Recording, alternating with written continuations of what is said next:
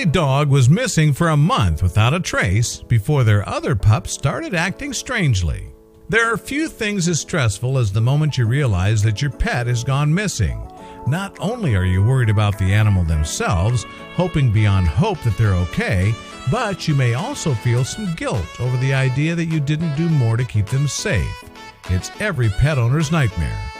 It's also how one couple felt when their Labrador Retriever just suddenly disappeared. After he'd been missing for a month, they began to assume the worst. Then they received news that was even more distressing.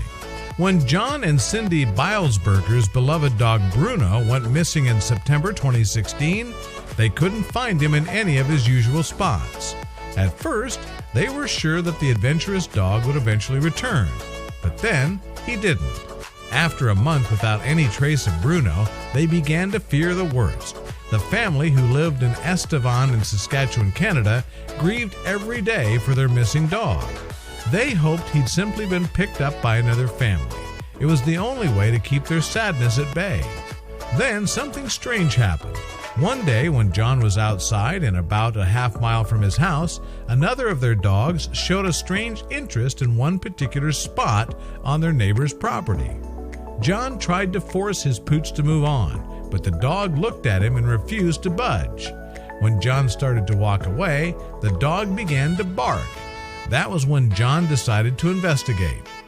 When he saw what captured the other dog's attention, he was stunned.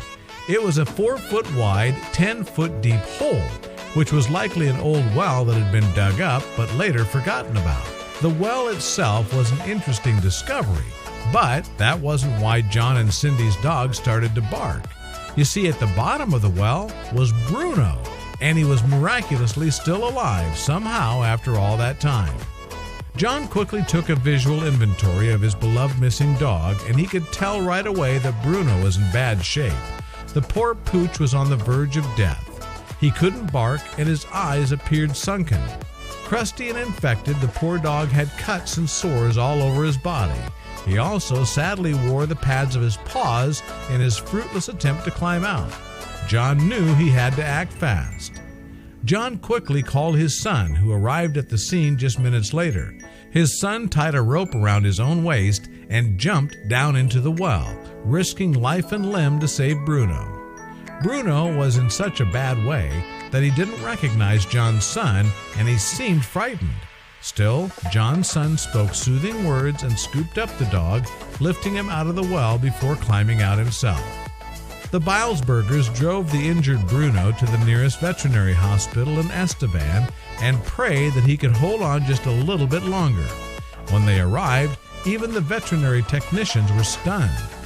The workers rushed Bruno into the ER, hooked him up into IV fluids, and began treating his injuries. They struggled to come up with a treatment plan, knowing that the dog's chances of survival were very slim. Would he even make it?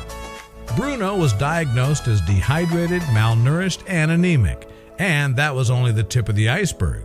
The team at the veterinary clinic knew that he would require round-the-clock care if there was to be any hope for his survival. The workers noted that in some ways, Bruno was lucky to have fallen in a well, especially since it had snowed.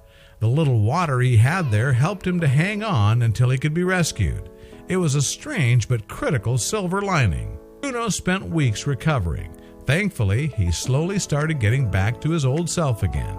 Before too long, he was able to recognize the Bilesbergers, and as soon as he did, his tail started wagging. Both the staff at the hospital and Bruno's family were so concerned about Bruno when he first arrived, and the mere fact that he was even alive was a miracle. They couldn't get over how he was able to recover the way that he did. After 22 days of treatment, Bruno was finally well enough to go home. Sure, he was still a little weak, and one of his paws was in a cast, but everyone agreed that the real medicine Bruno needed was love. Cindy and John were overwhelmed with adoration for their dog and the people who helped him. After seeing what he looked like when we brought him in and seeing the looks on the vets' faces, Cindy said, every day, every moment that he lived was another obstacle that was overcome. Bruno looked much better, but he had a long way to go.